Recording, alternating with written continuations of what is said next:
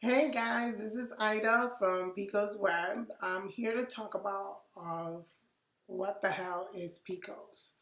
So I'm gonna do a short video on what it is, since there's not a lot of people that knows what Pcos is. So first of all, Pcos stands for Polycystic Ovarian Syndrome, and a lot of women of childbearing age and reproductive age have this condition, and most of us don't even know it. I myself did not know that I had PCOS until 2012, until having a plethora of issues happen with me. So let's get right into it.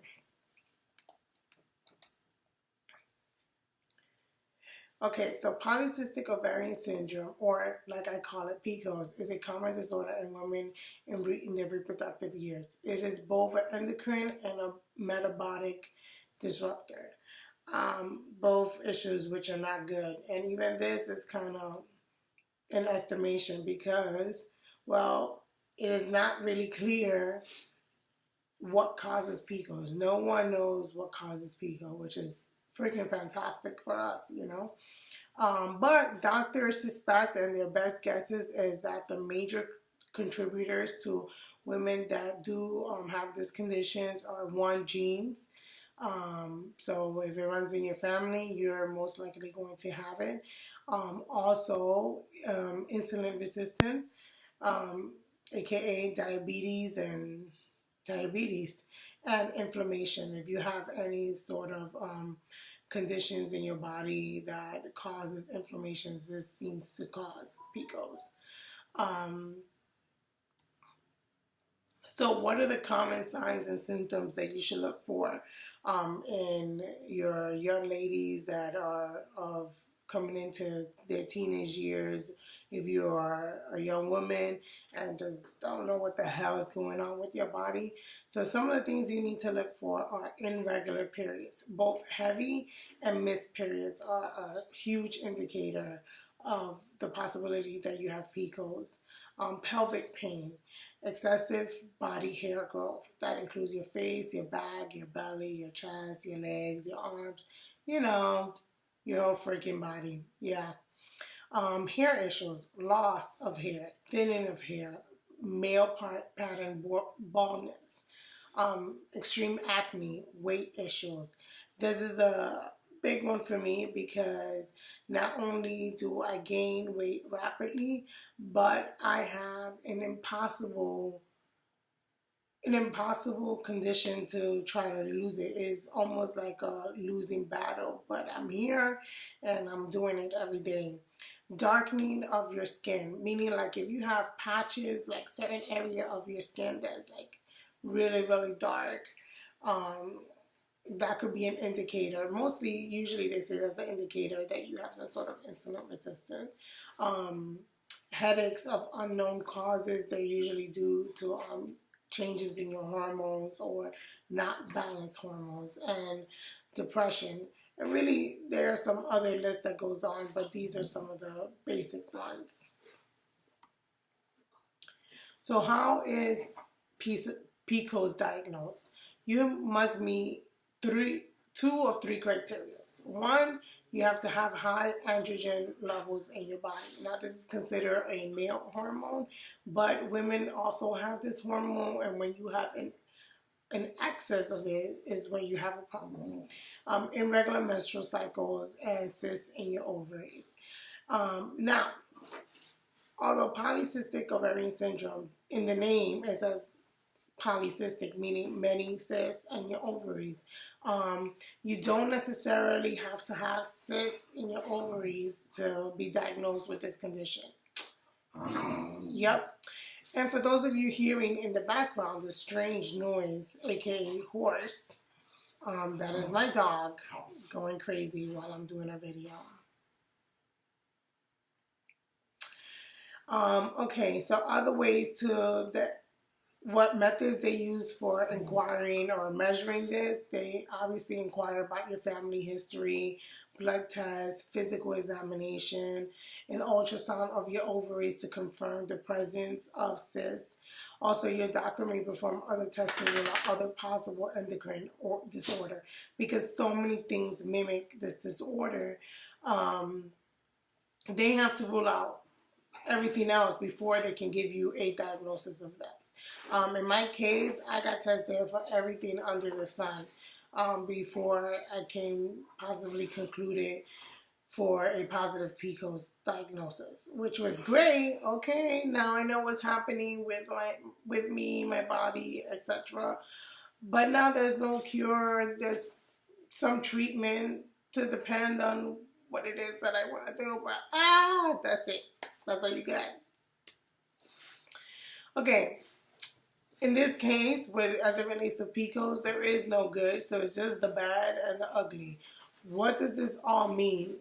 Okay, well, if you're diagnosed with Pcos, you are at higher risk for the number one, infertility. Yes.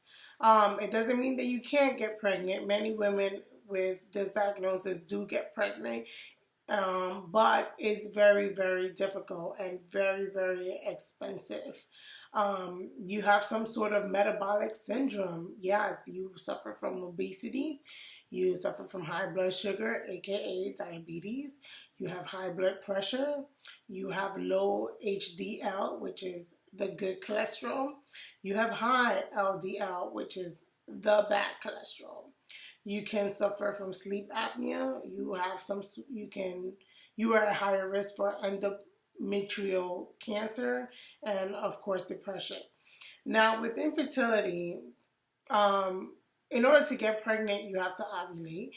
And women who don't ovulate regularly don't release as many eggs to be fertilized, which is what causes the infertility in the first place. But it means that you still can have some eggs. They're just either obstructive or just bad, not formed right.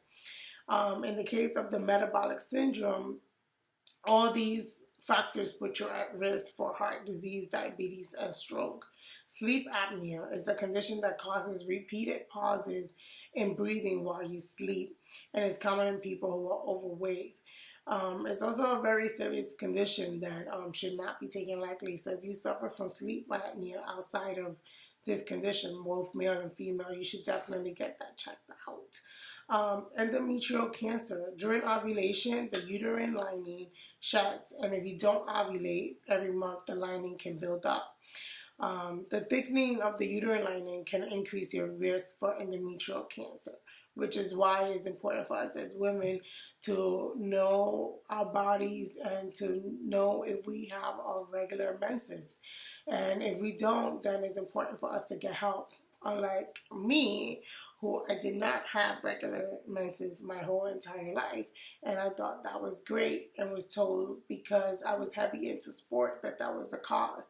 And since Pcos is so difficult to get a diagnosis for, they just thought it was because of the sports, and they never tested me further for anything else, especially since I didn't exhibit all the other symptoms when I was younger. So it's important for us to, just be acknowledging of our bodies and know our bodies, and take that time that if something doesn't look right, it's not just because you're made that way. There can be something wrong.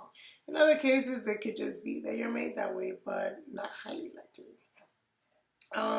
And then depression.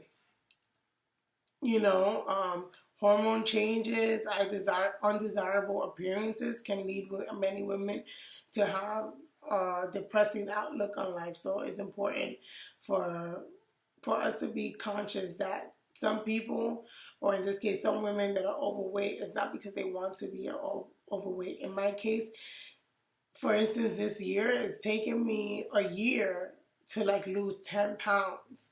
And that's me fighting every day for every pound that I've lost, So it's not just about eating healthy and exercising, Some women just, with whatever's going on with their body, may not be able to lose weight adequately. So you have Pcos. Now what? Is there a cure? No, there is no cure. But there are some treatments to help with the symptoms. Some of the common treatments that are given to women who are on PCOS is birth control. Birth control helps with the regulation of your menses. Metformin is another popular prescription drug that's given to help regulate insulin, to make you less insulin resistant. It's also given to women who are trying to conceive. It helps with, I guess, making you a little bit more fertile. I'm not sure exactly how it works, since that's not an avenue I've been considering right now. Hair removal medicine or laser hair removal, surgery. And most important thing that I found with PCOS ever since I've been diagnosed is lifestyle change. You have to be willing to change your lifestyle. We don't have a choice, to say, oh, it just is what it is for me anyway, is not an option, because I refuse to be unhealthy, and I refuse to let anything dictate, what's going to happen in my life and my body. So I take control, and I hope you do too. So that about sums it up. This is pretty much an overview of what Pcos is. If you have any questions, if you have any thoughts, if you like this video, if you hated this video, if you hate my voice, whatever, hit me up in the comments below. Don't forget to like my page, share my page. You can also follow me on Instagram at Pcos_web, no apostrophe S. In any case, I hope to see you guys soon, and can't wait to hear your thoughts. Bye.